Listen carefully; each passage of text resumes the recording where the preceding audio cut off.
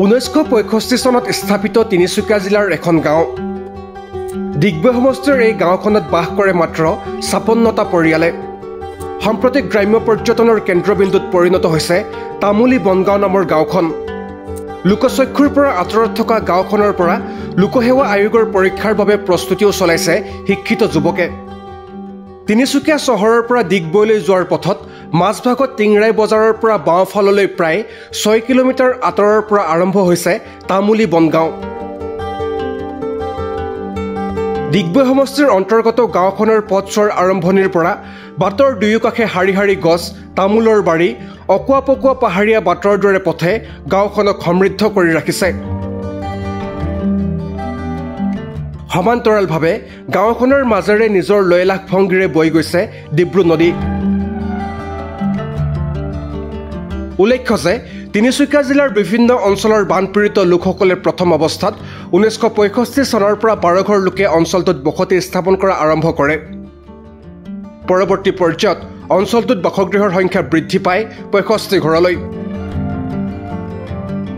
প্ৰথম অৱস্থাত গাঁওখনৰ উন্নয়নৰ ক্ষেত্ৰত অথবা যাতায়াত ব্যৱস্থা সুচল কৰি তোলাৰ ক্ষেত্ৰত গুৰুত্ব প্ৰদান কৰা নাছিল কোনো এখন চৰকাৰে।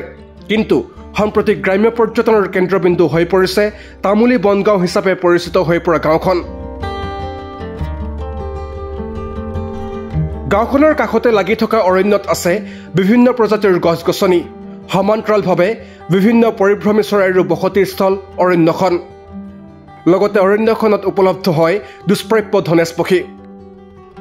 উল্লেখ্য যে দিগবৈ সমষ্টিৰ বিধায়ক সুৰেন ফুকনে বিধায়ক হিচাপে নিৰ্বাচিত হোৱাৰ পাছতে লোকচক্ষুৰ পৰা আঁতৰত থকা গাঁওখনৰ উন্নয়নৰ বাবে কাম কৰি আহিছে। লগতে গাঁওখনৰ সকলো ৰাইজে যাতে চৰকাৰী সা সুবিধা লাভ কৰে তাৰ প্ৰতি বিধায়কগৰাকীয়ে বিশেষভাৱে কাম কৰি আহিছে। এই দাবী গাঁওখনৰ স্থানীয় ৰাইজৰ। এনেকৈ আমাৰ এই অঞ্চলত চাব গ'লে সুৰেন ফুকনে ডিব্ৰুগড় অঞ্চলত যিমানখিনি কৰিছে সিমানখিনি কৰি আছে। তাৰপৰা যিখিনি আছে মাত্ৰ অকল এই আলিটোৰ কাৰণে আমাৰ অলপ হেলা হৈ আছে। তাৰ বাকীখিনি হৈ আছে। ৰাস্তা পদূলি চব ঠিক হৈছে, খালি এই নামঘৰ ৰাস্তা পদূলি চব ঠিক হৈছে। এতিয়া দেখিছে নহয় হৈছে নহয়, হয় নহয়? বিধি পাতিয়ে ক'বই আৰু সেইটো কথা চবেই বিশ্বাস কৰিলে নহ'ব।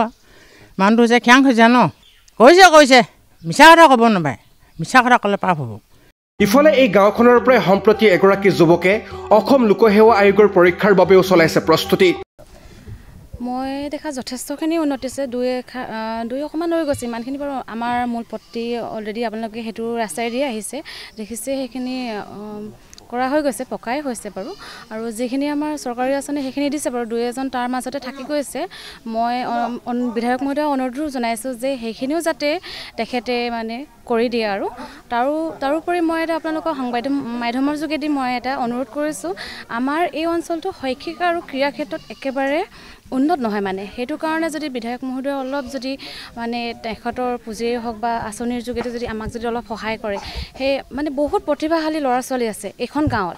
গাঁওখন একেবাৰে সৰু, কিন্তু ইয়াত বহুত প্ৰতিভাশালী নানা ধৰণৰ প্ৰতিভাৰে ভৰপূৰ হৈ আছে।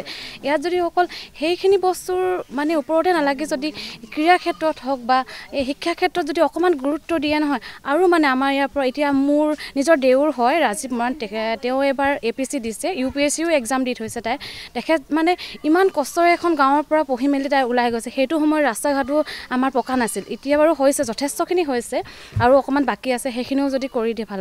যদি ছাৰে যদি আমাৰ এই গাঁওখনত আৰু অকণমান যদি সহায় কৰে, এই ক্ৰীড়াৰ ল'ৰা ছোৱালীখিনি যিকেইজন আছে, মই এতিয়া 2023 বৰ্ষৰ পৰা ইয়াত মই ফেন্সিঙৰ প্ৰশিক্ষণ মই দিয়াৰ ব্যৱস্থা কৰি আছোঁ। মোৰ এজন ষ্টুডেণ্ট অলৰেডি নেশ্যনেল খেলি তাই সুন্দৰভাৱে মানে তাই খেল প্ৰদৰ্শন কৰি আহিছে। মই আশা কৰোঁ যে এখন গাঁৱৰ পৰা মানে এই যিসকল প্ৰতিভাশালী ল'ৰা ছোৱালী আছে, সিহঁতে যাতে ওলাই যাবলৈ যিখিনি সুবিধা সিহঁতক স্কলাৰশ্বিপেই হওক বা যিকোনো ধৰণৰ যিখিনি সুবিধা গোটেইখিনি মানে সিহঁতে পাওক। আনহাতে ক্ৰীড়াৰ ক্ষেত্ৰতো যথেষ্ট আগবাঢ়ি গৈছে গাঁওখন। আনহাতে শেহতীয়াকৈ দিগবৈ সমষ্টিৰ তামুলী বনগাঁও অঞ্চলৰ কোনো উন্নয়ন হোৱা নাই বুলি উত্থাপিত হোৱা অভিযোগ সন্দৰ্ভত প্ৰতিক্ৰিয়া বিধায়ক সুৰেন ফুকনৰ। লগতে বনাঞ্চলৰ ভূমিৰ অন্তৰ্গত গাঁওখনক যাতে ৰাজহ গাঁও হিচাপে স্বীকৃতি দিব পৰা যায় তাৰ বাবেও প্ৰচেষ্টা অব্যাহত আছে বুলি সদৰি কৰিলে বিধায়কগৰাকীয়ে। 2016 চনৰ পাছত মই যেতিয়া নিৰ্বাচিত হ'লোঁ, 2016 চনৰ আগমুহূৰ্তত ইয়াত এটুকুৰা পকা ৰাস্তা নাছিলে, বিশুদ্ধ খোৱা পানী নাছিলে, অংগনবাদী নাছিলে, বহুত সমস্যাৰে ৰাইজ গোটেইখিনি আছে। গতিকে এই কথাখিনি নিশ্চয় ৰাইজৰ মুখেও গম পাব। গতিকে এটাই কথা যে এই আমি প্ৰথম আহিখিনি প্ৰথম যিটো ৰাস্তা, এই ৰাস্তাটো প্ৰায় 73 লাখ টকা দি কিনে ৰাস্তাটো নিৰ্মাণ কৰিলোঁ, প্ৰায় 1200 মিটাৰমান বনাইছোঁ। তাৰপাছত 82 লাখ টকা দিৰে জল জীৱন মিছনৰ বিশুদ্ধ খোৱা পানী আঁচনিটো বনালোঁ। অংগনবাদী কেন্দ্ৰ এটি দিলোঁ, আদৰ্শ অংগনবাদী 25 লাখ টকা দি নিৰ্মাণ কৰিলোঁ। তাৰপিছত 2.5 লাখ টকা দি আমাৰ বুঢ়ী মিথিসকলে, আমাৰ মৰাণ জনগোষ্ঠীৰ বুঢ়ী মিথিসকলে বিভিন্ন সময়ত সকাম কৰে, সেই সকামৰ কাৰণে 2.5 লাখ টকা দি আমি বুঢ়ী মিথি গৃহ বনালোঁ। আমাৰ বৰ নামঘৰ পাছফালে আছে, বৰ নামঘৰটি জহিক হৈ গৈছিল, তাৰ কাৰণে 2.5 লাখ টকাৰে নতুনকৈ টিং লগাই কিনে সুন্দৰভাৱে বনোৱা হ'ল। আৰু পৰৱৰ্তী তাৰ কাষতে আমাৰ ভকতবৃন্দ চাহ পানী খোৱা ঘৰ কয় ন, চাহ পানী খোৱা ঘৰটো 2.5 লাখ টকা দি খুব সুন্দৰকৈ নিৰ্মাণ কৰা হৈছে। আৰু ইয়াত ওচৰতে দেখিছোঁ আপোনালোকে অংগনবাদী চেণ্টাৰ পুৰণা আছে, য'ত আৰু LP স্কুল এখন আছে। ইয়াত বস্তাত বহিছিলে ছাত্ৰ ছাত্ৰীসকলে। মই 10 যোৰা খুব সুন্দৰভাৱে ডেস্ক বেঞ্চ আনি দিছোঁ। ইয়াৰ যিটো অংগনবাদী চেণ্টাৰৰ কাষতে আছে আমাৰ খোৱা পানীৰ কাৰণে যিটো পানী টেংক, ইয়াৰ প্ৰায় 1,80,000 টকা দি কেনে অংগনবাদী চেণ্টাৰটোৰ পানী যোগানৰ ব্যৱস্থা কৰিলোঁ। পুনৰ আগত গোঁসাই দেউতাৰ ঘৰৰ ওচৰত আমি তাত 10 লাখ টকাৰে এটা ৰাস্তা নিৰ্মাণ কৰিলোঁ। আগৰ তিনিআলিত যিটো তামুলী তিনিআলিত প্ৰথম পায়, তাত আমি 5 লাখ টকাত এটা ৰাস্তা নিৰ্মাণ কৰিছোঁ। আৰু বিশেষকৈ এই অঞ্চলৰ বহুত ছাত্ৰ ছাত্ৰীক আমি ইয়াত স্কলাৰশ্বিপ দিয়া হৈছে। আৰু ইয়াৰ যিসকল মেধাৱী ছাত্ৰ ছাত্ৰী আৰু খেলুৱৈসকলকো ইয়াৰ পৰা বিভিন্ন সময়ত খেলুৱৈ খেলিছে, গ'ল্ড মেডেল পাইছে, তেওঁলোককো মই অলপ কেইদিনমান পূৰ্বে ইয়াৰ পৰা ছয়নিকা মৰাণে আজি গ'ল্ড মেডেল পাই আহিছে ফেন্সিং খেলত। তাইকো মই এককালীন সহায় যে মোৰ নিজৰ পুঁজিৰ দ্বাৰা পকেটৰ দ্বাৰা মই এখন গামোচাৰে আৰু 20,000 টকা দি তেওঁৰ পৰৱৰ্তী সময়ত খেল খেলিবৰ কাৰণে যাবৰ কাৰণে সুবিধা কৰি দিছোঁ। আৰু এই অঞ্চলত যিহেতু বনাঞ্চল, সেইটো কাৰণে প্ৰধানমন্ত্ৰী আৱাস গৃহ বহুতে নিউজত কৈছে AY টো এতিয়া নাই, 10 বছৰ পূৰ্বে বন্ধ হৈ গ'ল। এতিয়া PMAY আছে, প্ৰধানমন্ত্ৰী আৱাস গৃহ। এতিয়া নতুনকৈ 2016 বৰ্ষৰ পাছত চেংচন হৈছে 13টামান, আৰু পৰৱৰ্তী সময়তো হ'ব, কাৰণ কিছু খুঁটি নাতি ৰৈ গৈছে বনাঞ্চলৰ।